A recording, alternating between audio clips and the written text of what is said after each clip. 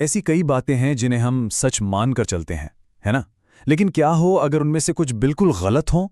आज हम ऐसे ही कुछ तथ्यों की पड़ताल करने वाले हैं जिन्हें हम सब सच मानते आए हैं, लेकिन असल में वो सच हैं ही नहीं। तो चलिए कुछ बड़े-बड़े मिथकों की हवा निकालते हैं।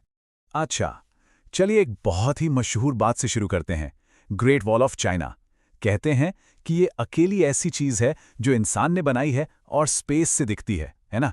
सुनने में तो कितना जबरदस्त लगता है, पर क्या ये वाकई सच है? इसका जवाब सुनकर शायद थोड़ा शॉक लगे। ग्रेट वॉल की कहानी एक बेहतरीन मिसाल है कि कैसे वक्त के साथ कहानियां सच का रूप ले लेती हैं। तो आइए शुरू करते हैं अपना पहला सेक्शन, किंवदंतियां, झूठ और इतिहास। और जानते हैं सबसे मजेदार बात क्या है? कि ये फैक्ट आया कहां से? किसी साइंटिस्ट या एस्ट्रोनॉट ने नहीं बताया, बल्कि ये बात निकली 1932 के एक कॉमिक स्ट्रिप से। सोचिए, ये तब की बात है जब कोई इंसान स्पेस में गया तक नहीं था। मतलब एक कार्टून ने एक ऐसी कहानी बना दी जिस पर पूरी दुनिया ने यकीन कर लिया। तो फिर असलियत क्या है? असलियत ये है कि एस्ट्रोनॉट्स ने खुद कंफर्म किया है कि इंटरनेशनल स्पेस स्टेशन से भी इसे बिना किसी मदद के, यानी नंगी आंखों से देखना लगभग नामुमकिन है। वजह? ये अपने आसपास के माहौल में इतनी घुल-मिल जाती है कि पता ही नहीं चलता। बल्कि सच तो ये है कि एयरपोर्ट के रनवे या लंबी लंबी सड़कें स्पेस से ज्यादा आसानी से दिख जाती हैं। सारा खेल कंट्रास्ट का है। देखिए, गहरा तारकोल जमीन से एकदम अलग चमकता है, और वो एकदम सीधी लाइनें वो कुदरती नहीं लगती, इसलिए फौरन ध्यान खींचती हैं। चलिए, अब इतिहास का एक और पन्ना पलटते हैं और बात करते हैं सेलम विच ट्रायल्स की। ये नाम सुनते ही दिमाग में क्या तस्वीर बनती है? ज्यादातर लोगों के जहन में आग में जलती हुई औरतों की तस्वीर आती है। लेकिन यहां भी कहानी में एक बड़ा ट्विस्ट है। सेलेम में किसी को भी जलाया नहीं गया था। जी हां, वहां 19 लोगों को फांसी दी गई और एक व्यक्ति को पत्थरों से कुचल दिया गया था। ये जो आग में जलाने वाली खौफनाक तस्वीर है, वो असल में यूरोप में हुए बड़े पैमाने के विच हंट से जुड़ी है। वो सिलसिला सदियों तक चला था और उसमें हजारों लोग मारे गए थे। सेलेम की घटना यकीनन भयानक थी, पर वो एक अलग और दुखद कहानी थी। ठीक है, तो इतिहास की गलियों से निकलकर अब हम आते हैं उस चीज पर जो हमारे सबसे करीब है, हमारा अपना शरीर। और इससे जुड़े मिथक भी कुछ कम नहीं है। ये वाला तो सबने सुना ही होगा कि शेव करने से बाल और ज्यादा मोटे और काले उगते हैं, है ना? पीढ़ियों से ये बात चली आ रही है। पर सच ये है कि ये सिर्फ एक धोखा है, हमारी आंखों का धोखा।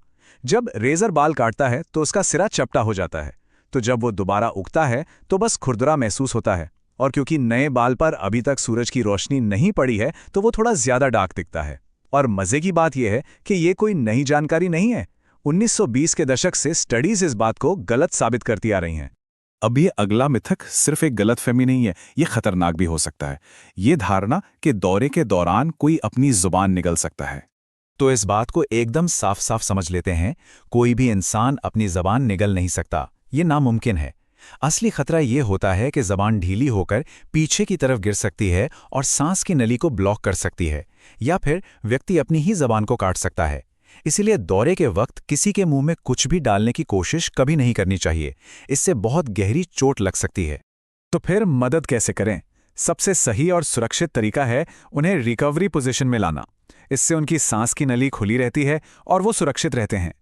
ये कुछ आसान से स्टेप्स हैं जो सच में किसी की जान बचा सकते हैं। अच्छा, अब एक थोड़ी डरावनी सी बात जो अक्सर फिल्मों और कहानियों में देखने को मिलती है, कि मरने के बाद भी इंसान के बाल और नाखून बढ़ते रहते हैं। इसकी सच्चाई में कोई भूत प्रेत नहीं, बल्कि सीधी साधी बायोलॉजी है।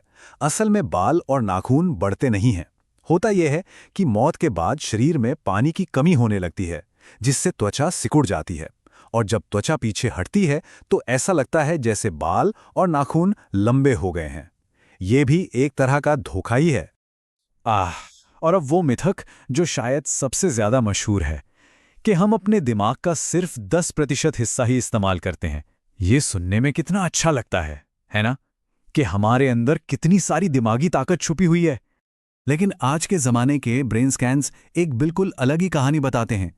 सच्चाई ये है कि दिमाग का कोई भी हिस्सा शांत या बेकार नहीं पड़ा रहता। हम अपने पूरे दिमाग का इस्तेमाल करते हैं, बस अलग अलग काम के लिए अलग अलग हिस्से एक्टिव होते हैं। सोते वक्त भी हमारा दिमाग काफ़ी एक्टिव रहता है। तो ये 10% वाली बात भले ही सुनने में अच्छी लगे, पर है ये सिर्फ एक मिथक। ठीक है, तो शरीर से जुड़े मिथकों से आगे बढ़कर अब उन बातों पर आते हैं जो हमें रोजमर्रा की जिंदगी और लोक कथाओं में सुनने को मिलती हैं। ये एक ऐसी चेतावनी है जो हम सबने बचपन में सुनी होगी, और इसके पीछे का इरादा भी नेक ही होता है कि अगर किसी चिड़िया के बच्चे को छू लिया तो उसकी माँ उसे इंसानी गंध की वजह से छोड़ देगी। मगर सच तो ये है कि ज्यादातर पक्षियों की सूंघने की शक्ति बहुत कमजोर होती है। वो इंसानी गंध को पहचान ही नहीं पाते और वो अपने बच्चों को लेकर बहुत फिक्रमंद होते हैं। सिर्फ छूने भर से वो उन्हें नहीं छोड़ेंगे। हाँ, ये जरूर है कि जंगली जानवरों को बिना वजह परेशान नहीं करना चाहिए, पर अगर कोई बच्चा सच में खतरे में है तो उसकी मदद करने से हिचकिचाना नहीं चाहिए। और आखिर में बड़ी बड़ी दावतों के बाद आने वाली नींद का राज। कहते हैं कि टर्की खाने से नींद आती है क्योंकि उसमें ट्रिप्टोफैन होता है। हाँ, ये बात सच है कि टर्की में ट्रिप्टोफैन होता है, एक तरह का अमीनो एसिड जो नींद लाने में मदद कर सकता है। लेकिन जरा यहाँ देखिए, चिकन, बीफ और यहाँ तक कि चीज में भी उतना ही या उससे भी ज्यादा ट्रिप्टोफैन होता है। तो असली विलेन टर्की नहीं बल्कि बहुत ज्यादा खाना है। जब हम ढेर सारा भारी खाना खाते हैं तो हमारा शरीर उसे पचाने में लग जाता है, जिससे दिमाग में खून का बहाव थोड़ा कम हो जाता है और हमें सुस्ती आने लगती है। इसे ही तो फूड कोमा कहते हैं। तो इन सारे मिथकों को तोड़ने के बाद एक बड़ा सवाल मन में आता है, आखिर ये गलत बातें इतनी आसानी से हमारा पीछा क्यों नहीं छोड़ती? तो देखिए, एक पैटर्न सा नजर आता है ना? कुछ मिथक हमारी आंखों के धोखे पर टिके हैं, जैसे शेविंग वाले बाल। कुछ एक जबरदस्त कहानी से पैदा होते हैं, जैसे ग्रेट वॉल वाला कॉमिक। कुछ में सच्चाई का एक छोटा सा अंश होता है, जैसे टर्की और ट्रिप्टोफैन।